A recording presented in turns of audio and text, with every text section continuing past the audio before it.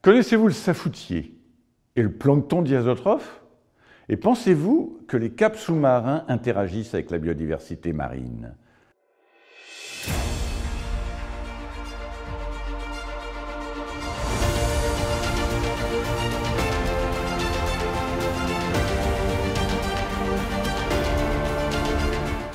Cette plante africaine, ce type de plancton marin associé au coraux, et ces câbles électriques sont trois des sujets d'étude des 13 jeunes chercheuses et chercheurs, lauréates et lauréats des seconds prix Jeunes chercheurs FRB et son conseil d'orientation stratégique, le COS. En 2018, lors de la remise des premiers prix Jeunes chercheurs, dans l'enthousiasme de l'anniversaire de ses 10 ans, la FRB a été soucieuse de récompenser de jeunes chercheuses et chercheurs. Leurs travaux, par leur originalité et leur qualité, méritent d'être valorisés et mieux connus du public et des acteurs qui attendent de la recherche sur la biodiversité de nouvelles connaissances pour l'action. La FRB s'était engagée à renouveler cette initiative emblématique en 2020. Cette année, les orientations thématiques sont celles des clubs recherche-action de la FRB. Elles ont été proposées aux candidates et candidats, ainsi qu'un thème d'actualité, biodiversité et santé. 57 jeunes scientifiques ont répondu et après évaluation par le conseil scientifique de la FRB, 30 dossiers ont été présentés aux partenaires de la FRB. Grâce à la mobilisation de 13 membres du COS qu'il faut remercier chaleureusement et de la FRB, nous avons pu non seulement tenir notre promesse, mais lui donner encore plus d'ampleur. C'est un signal fort vers la communauté des jeunes scientifiques engagés dans la recherche sur la biodiversité et confrontés aux incertitudes associées à la crise sanitaire. Crise qui n'est pas indépendante de l'érosion de la biodiversité et de l'affaiblissement de services écosystémiques majeurs.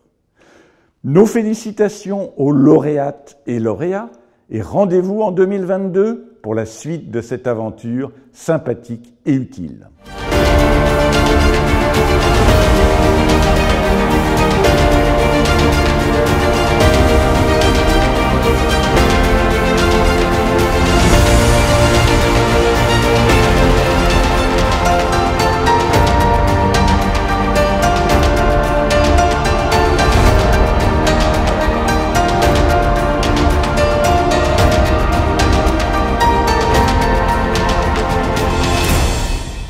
À présent, j'ai l'honneur de vous annoncer les lauréates et lauréats de la deuxième édition du prix Jeunes chercheurs FRB. Allianz France souhaite tout particulièrement soutenir l'excellent travail, original et innovant, sur le lien biodiversité et santé à l'interface de la biologie végétale, de la pharmacologie, de l'ethnologie et de la santé du lauréat François Chassagne et pour son approche multidisciplinaire de validation scientifique de remèdes traditionnels. Le groupe Rocher récompense Battle Karimi pour la pertinence, l'utilité et l'originalité du travail de recherche mis en œuvre pour une meilleure compréhension de la biodiversité microbienne des sols en France, enjeux cruciaux de connaissance et de préservation des sols en lien avec les pratiques agricoles. Kanto Razana Malala est primé par le Fonds français pour l'environnement mondial, le FEFEM, pour son travail sur la biodiversité microbienne impactant la fertilité des sols pour une agriculture familiale à Madagascar, en tenant compte des effets du changement climatique et de la gestion locale des matières organiques. La préservation de l'entomofaune est un sujet d'étude trop rare. Aussi, la LPO et le groupe EFAGE ont-ils été séduits par le travail de Camilla Leandro, dont les réflexions et les démarches très poussées visent à mettre la recherche sur les insectes au service de leur conservation et révéler ainsi dans le cœur et sur le terrain les petites choses qui règnent sur la planète. L'entreprise Séché Environnement a tenu à gratifier Flora Aubry pour ses travaux de modélisation originaux de l'impact des activités humaines sur les processus évolutifs au sein des écosystèmes et son analyse des changements de composition génétique des populations qui sont associés aux variations et perturbations des flux de gènes entre celles-ci.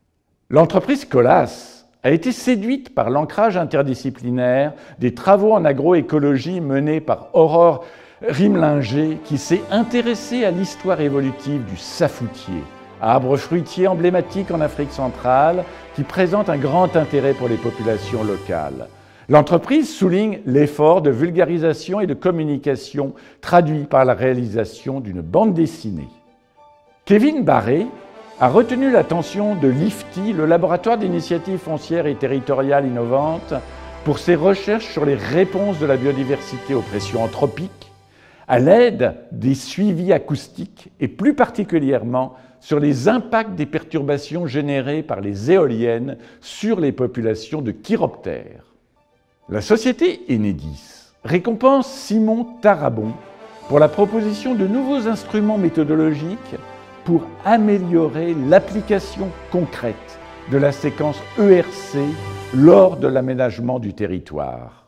Le Centre national de la propriété forestière a été particulièrement intéressé par les travaux de Timothée Fouqueret pour faciliter l'adaptation socio-écologique de la gestion forestière face aux incertitudes climatiques et par sa démarche originale pour faciliter le dialogue grâce à un outil interactif lors de situations où interfèrent des acteurs ayant des visions différenciées de la gestion forestière. La FRB a choisi le dossier de Philippe Janssen pour ses résultats très innovants sur la compréhension des déterminants des dynamiques forestières et portant sur l'impact des activités humaines passées et présentes sur la biodiversité des forêts de montagne.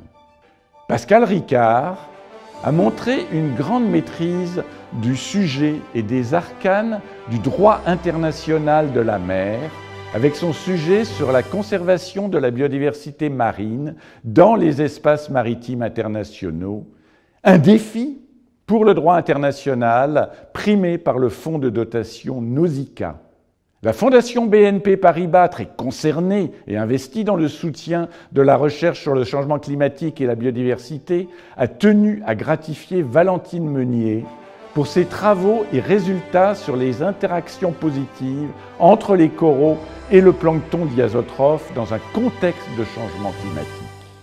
Bastien Taormina a entrepris un sujet de recherche d'actualité et pour lequel Réseau de transport d'électricité, RTE, ne pouvait avoir que de l'intérêt puisqu'il a permis de fournir des premiers éléments de connaissance sur l'impact réel des câbles électriques en mer sur la biodiversité. Bravo à toutes et à tous pour vos travaux qui ont été justement récompensés. Merci aux partenaires sans qui ces prix n'auraient pas pu être décernés. Avant de vous quitter, en avant-première, découvrons ensemble les trophées réalisés par Antoine Pierrini, maître verrier dans les Alpes-Maritimes, qui a mis tout son savoir-faire et sa passion dans la réalisation de ces 13 trophées originaux.